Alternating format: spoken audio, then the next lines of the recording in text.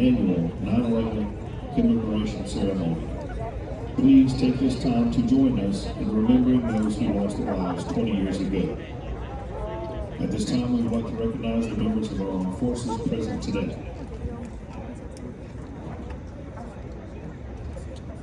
Please remain quiet and respectful during the ceremony. Thank you. The Olympic Trojan Brigade Commander Cadet Brian Kim will now bring the unit to attention and present arms.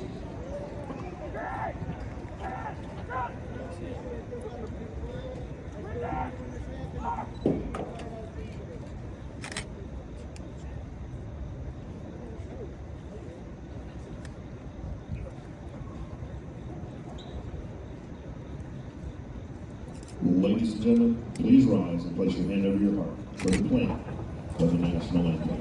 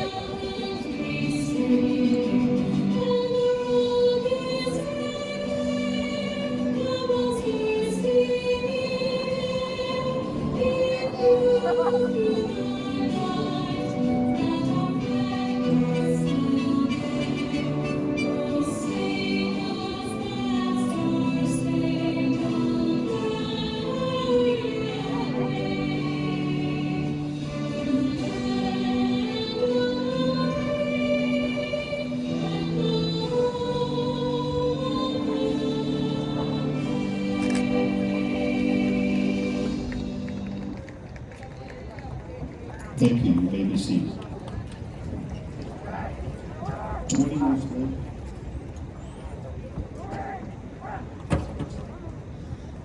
20 years ago, on a clear, sunny, and peaceful summer's day in September 2001, Al-Qaeda terrorists took control of 3 massive commercial jetliners. Their objective was to take control of the planes once they were airborne and turn them into flying weapons of destruction. 4 targets had been chosen, all iconic American buildings that would send a clear message of the depth of their hatred for the United States. They carried out their coordinated suicide attacks against the World Trade Center in New York City and the Pentagon in Washington, D.C., killing everyone on board the planes and nearly 3,000 people on the ground. However, the brave passengers of the 4th plane fought back and made the ultimate sacrifice for their nation, crashing the jetliner into a Pennsylvania field, killing all on board.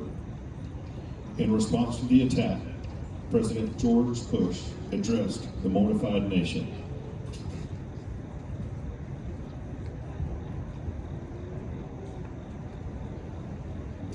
Good evening.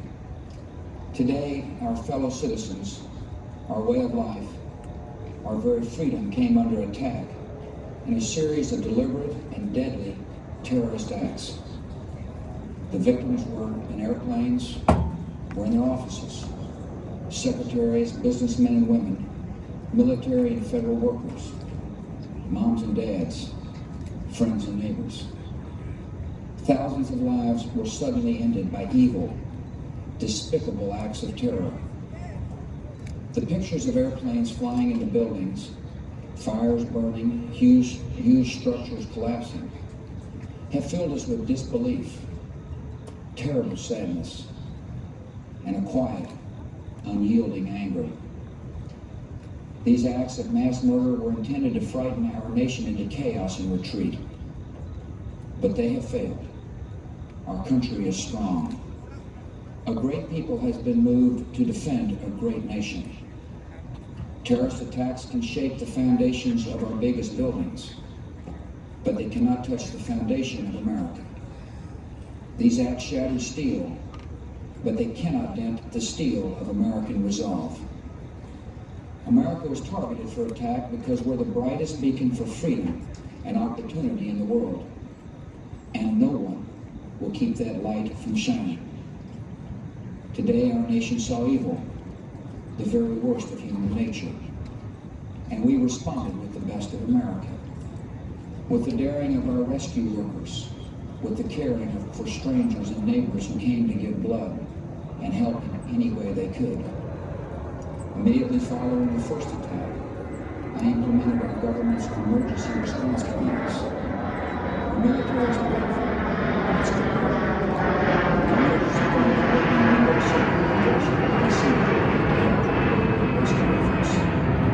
Our first priority is to get help to those who are in danger and to take every precaution to protect our citizens at home and around the world from further attacks. The functions of our government continue without interruption.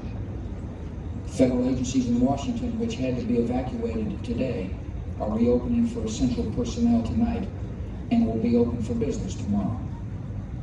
Our financial institutions remain strong, and the American economy will be open for business as well. The search is underway for those who are behind these evil acts. I've directed the full resources of our intelligence and law enforcement communities to find those responsible and to bring them to justice. We will make no distinction between the terrorists who committed these acts and those who harbored them. I appreciate so very much the members of Congress who have joined me in strongly condemning these attacks. And on behalf of the American people, I thank the many world leaders who have called to offer their condolences and assistance. America and our friends and allies join with all those who want peace and security in the world. And we stand together to win the war against terrorism. Tonight I ask for your prayers for all those who grieve, for the children whose worlds have been shattered, for all whose sense of safety and security has been threatened. And I pray they will be comforted by a power greater than any of us, spoken through the ages in Psalm 23. Even though I walk through the valley of the shadow of death, I fear no evil, for you are with me. This is a day when all Americans from every walk of life unite in our resolve for justice and peace. America has stood down enemies before, and we will do so this time. None of us will ever forget this day, yet we go forward to defend freedom and all that is good and just in our world. Thank you. Good night, and God bless America.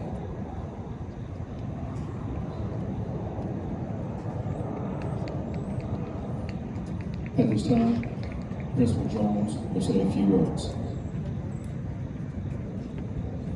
Good morning, Trojans. A lot of times, the message can be lost in translation. For many of you, you were not even born on the day that our nation experienced this great tragedy. What I can tell you is just share my personal story. I was fresh out of college, working in New York. Born and bred in Queens, New York, my client was in New Jersey, and I had to travel through Manhattan to get to my job. What I can tell you is that for me, I didn't even know what happened until after I got to work, where I saw my colleagues surrounded by television watching the towers on fire. What I can tell you is that it's a memory that will last me until the day that I die, because it represented loss, but also sacrifice. Students, we are here today to honor those that have been lost, but also all the sacrifices that were made that day by first responders, by normal citizens, by parents, by family members that opened up their hearts to support one another. If we take anything from this tragedy, it is this. I want you to always remember to be the best person that you can be, and to always realize that at one point in your life, you may be called upon to be that person for someone else. That you may be called to action to support your neighbor, to support your family member that will need you in a time of crisis. Students, we are so happy that our cadets are out in the field doing the formation, but we're also happy that you are here honoring those lives that have been lost and all the lives that were lost after that, supporting our country.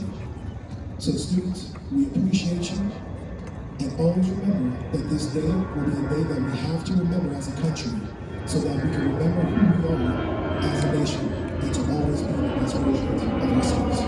Thank you.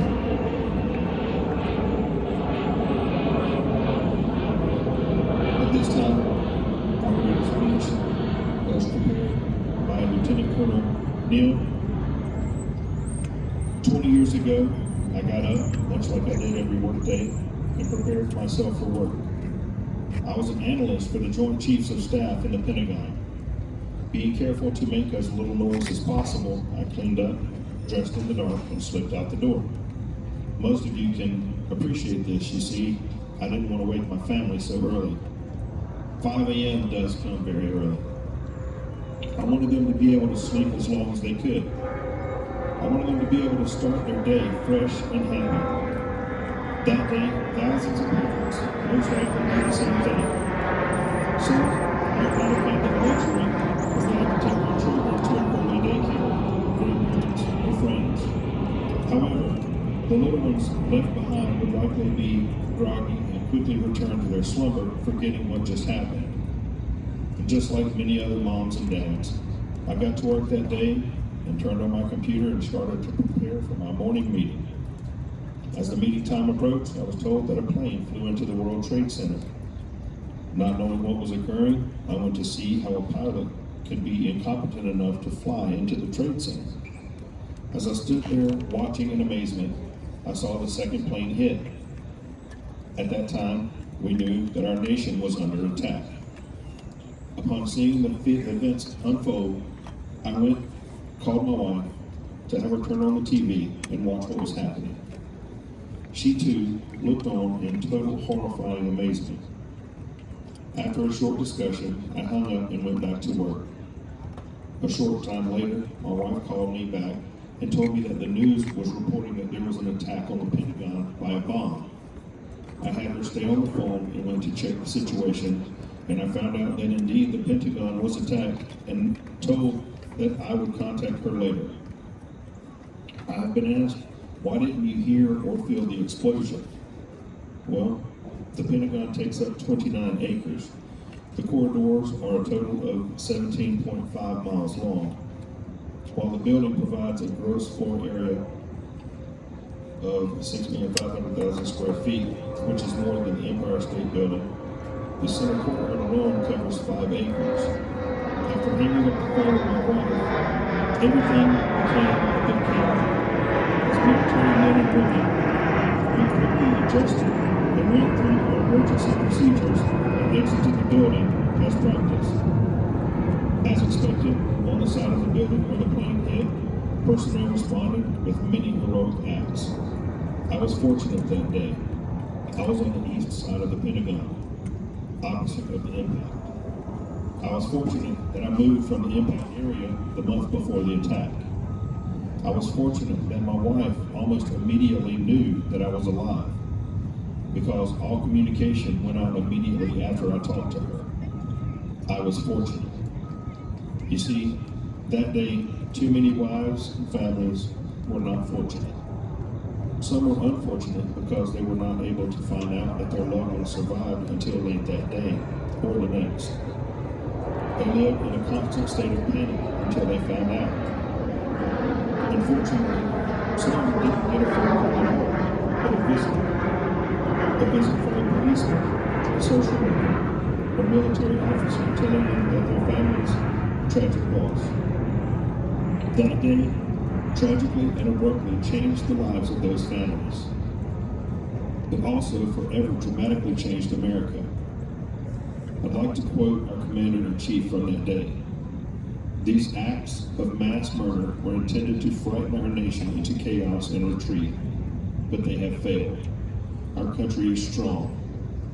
Terrorist attacks can shake the foundations of our biggest buildings, but they cannot touch the foundation of America. These acts shattered steel, but they cannot dent the steel of American resolve. Each year, approximately 30, 40 Olympic high school cadets take a trip to our nation's capital. The highlight of their trip is visiting all into Nashville Cemetery and laying a wreath at the tomb of Leonard Sanders. On one occasion, there was a funeral proceeding with the case line and the 21-gun salute. It was a very somber event in their lives, a time that they will always remember. We are here so that we will remember that we must continue our resolve to stay strong.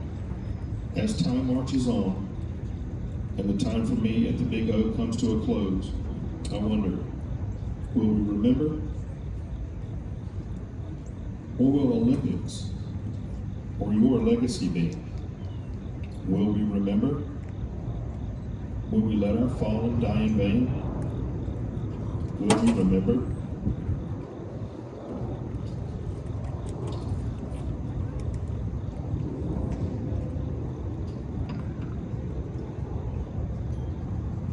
The tragic events of September 11, 2001 left a lasting impact on our nation and still takes a toll on thousands of Americans today.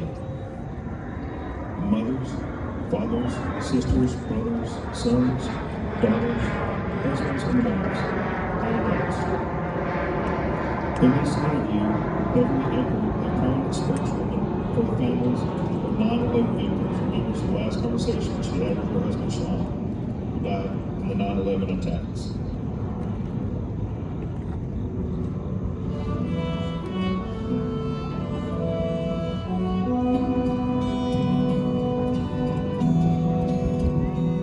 Sean had warm brown eyes and dark curly hair, and he was a good hugger.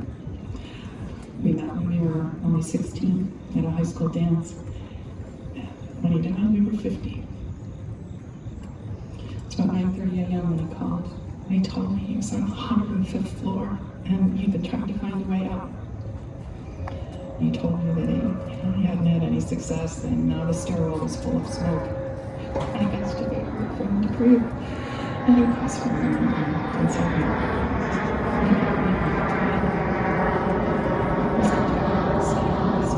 and we just began talking about all the happiness we shared during our lives together. I told him I wanted to be there with him, talking with him. But he said no, he wanted me to live a full life. As the smoke got thicker, he just kept whispering, I love you, over and over. I just wanted to crawl through the phone lines to him and hold him one last time. Then I heard a sharp crack, followed by the sound of an avalanche. It was the building beginning to collapse. I called his name from the phone, I remember. And I just sat there, pressing the phone to me. I think about that last time all the time. Remember how I wanted that day to end. Terrible it was and how excited I didn't want to go to sleep. Because as long as I was awake, it was still a day. And sharing with Sean. He'd kiss me goodbye before leaving for work. I could still say that was just a little while ago. It was only this morning.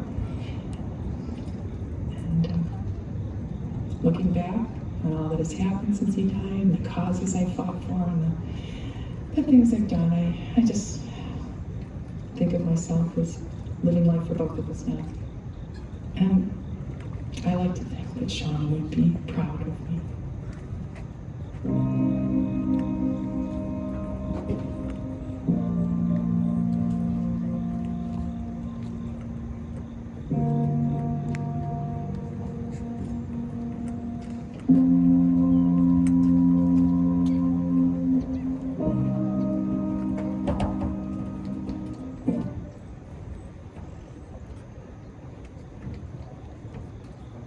The following is a sequence of events of that fateful day. 7:59 a.m. American Airlines Flight 11, a Boeing 767 with 92 people aboard, takes off from Boston's Logan International Airport en route to Los Angeles. 8:14 a.m. United Airlines Flight 175, a Boeing 767 with 65 people aboard, takes off from Boston. It is also headed to Los Angeles. 8:19 a.m. Flight attendants aboard Flight 11 alert ground personnel that the plane has been hijacked. American Airlines notifies the FBI. In the short audio recording, Betty Ong notifies her colleagues on the ground. 8:20 a.m. American Airlines Flight 77 takes off from Dulles International Airport outside of Washington, D.C. The Boeing 757 is headed to Los Angeles with 64 people aboard.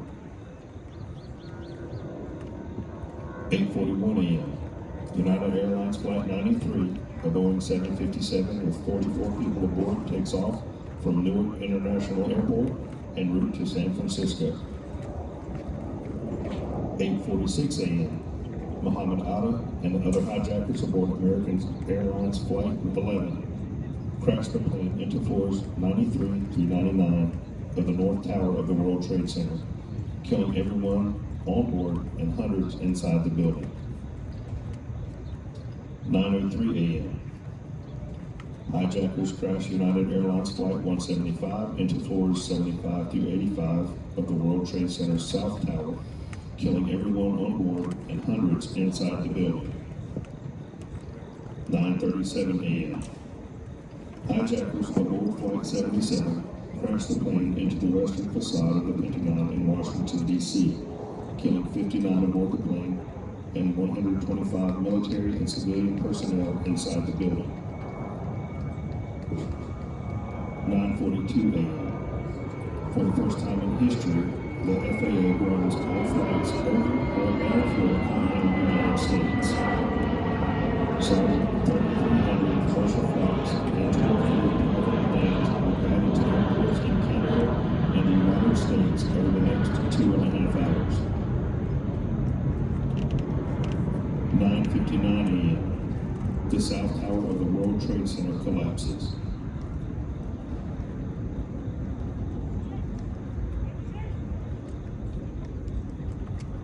10:07 a.m. After passengers and crew members aboard the hijacked Flight 93 contact friends and family and learn about the attacks in New York and Washington, they mount an attempt to retake the plane. In response, hijackers deliberately crashed the plane into a field in Somerset County, Pennsylvania, killing all 40 passengers and crew aboard.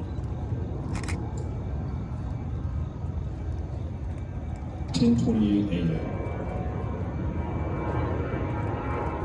The World Trade Center's North Tower collapses, 102 minutes after being struck on Friday.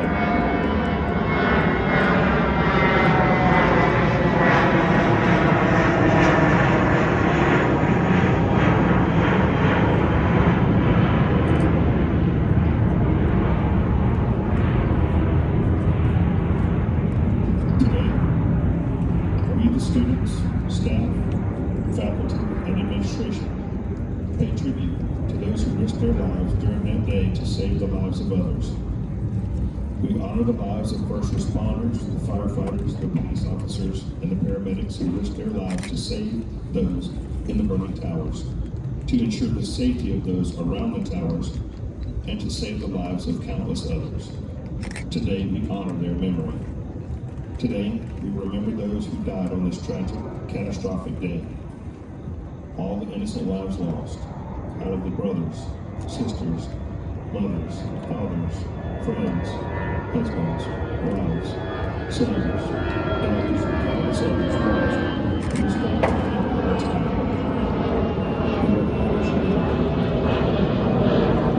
These prayers are a moment of silence for all those who lost their lives during the events of 9/11.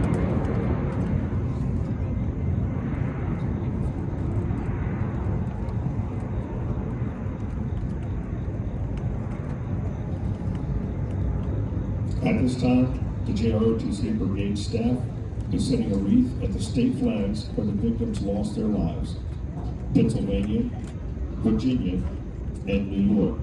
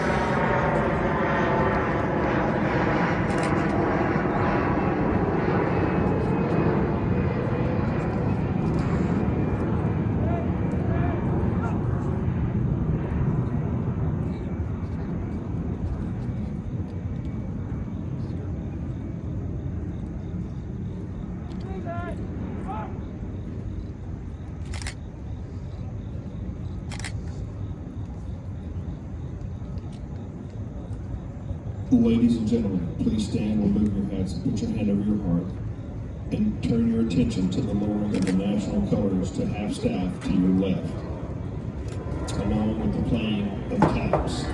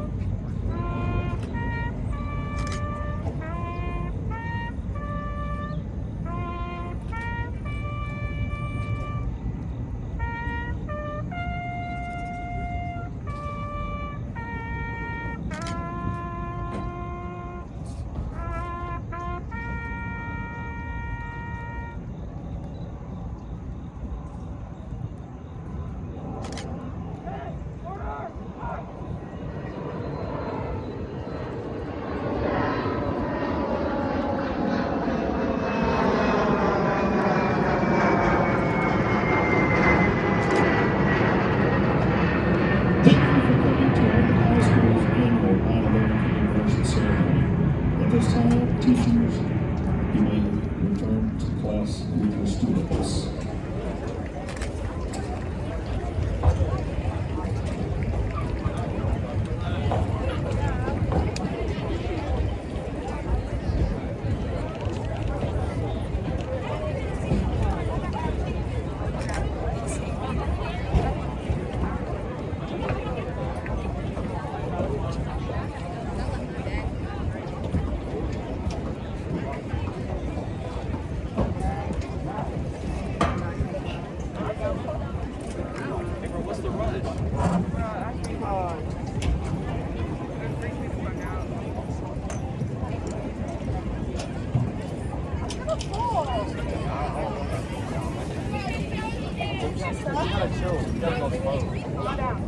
Go down. Yeah. But that's such, I mean, why would she give us the last 10 minutes of the vlog?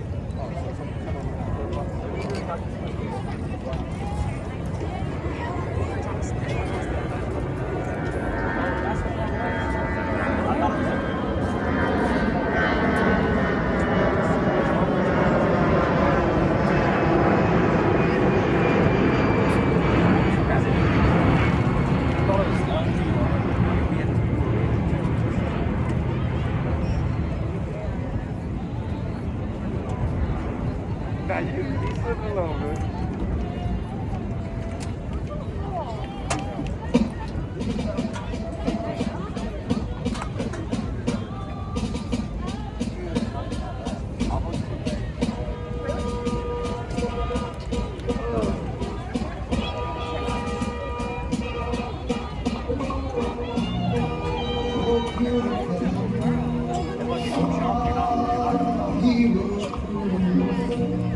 I need you to back all the way down, all right?